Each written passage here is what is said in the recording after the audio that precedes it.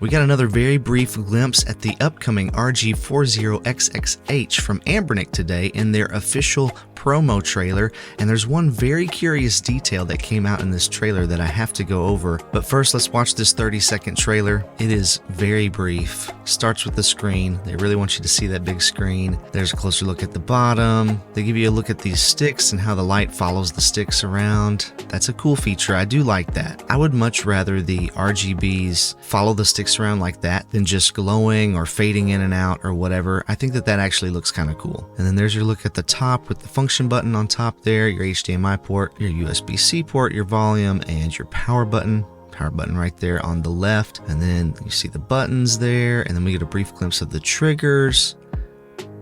And those L2 and R2 do look like they might be analog triggers. It looks like they have quite a bit of give to them. Same look at the three colors, and then for 2 seconds, literally, actually it's more like one. It goes away so fast. You can see we're at 35 seconds of 36 when this fades in. We get our spec sheet, and it's just like we expected. H700 quad core, it's at 1.5 gigahertz, just like it is on the other 35XX and 28XX lines. You have your dual core G31 GPU, 1 gig of RAM, just like we expected. Everything here is exactly the same, but there's one weird thing. It's the battery. It's a 32 milliamp hour battery lasting 6 hours. Now that's kind of mediocre, I would say. But what's curious about it is the size. Now the closest thing we have to this is the RG35XX H.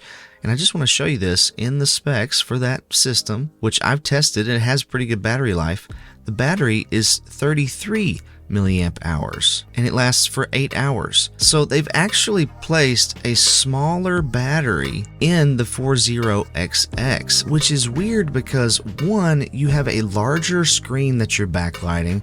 Two, you added RGB lights around the sticks, and there has to be some kind of controller in there controlling those lights. Some kind of processing going to those lights, not to mention power. And you have a bigger chassis that could have fit a larger battery. And I think you really had a chance to wow some people and convince them to get this over one of your other H700 handhelds if it had had an amazing battery life, but instead you're coming in at 6 hours, and that's like best case scenario, right? Because usually they run these benchmarks on these things, and it's like, you know, the brightness is set to low and the Wi-Fi and the Bluetooth is turned off, and you're only playing Super Nintendo games, and you can do that for 6 hours. That's not going to be the typical use case for most people. The brightness is going to be up higher. They're going to want the Wi-Fi on. They're going to play a variety of games, not just a lower system game. But instead, you're giving the worst battery life to what should be like the cream of the crop of the H700 family. And I think that's so strange. And the only reason I can think of for them to do this is it has to have something to do with cost. I'm sure they want to keep this as part of their budget line of handhelds, and the cost of putting in a bigger battery, even just 100 milliamp hours more, must have raised the price too much. But I feel like they probably had the space in here to do something like give it 9 or even 10 hours of battery life, you know, more than the 8 that's in the 35XX H. Instead, we're getting 2 hours less in optimal conditions. What do you think about the RG40XX H? Is it just another quick cash grab for Anbernic, or are you excited about this? Is there room in the marketplace for this device? Let me know in the comments below. Don't forget to like, subscribe, and share this video with a friend. Thanks for watching. Stay kind and encouraging out there, and I'll catch you on the flippity flip.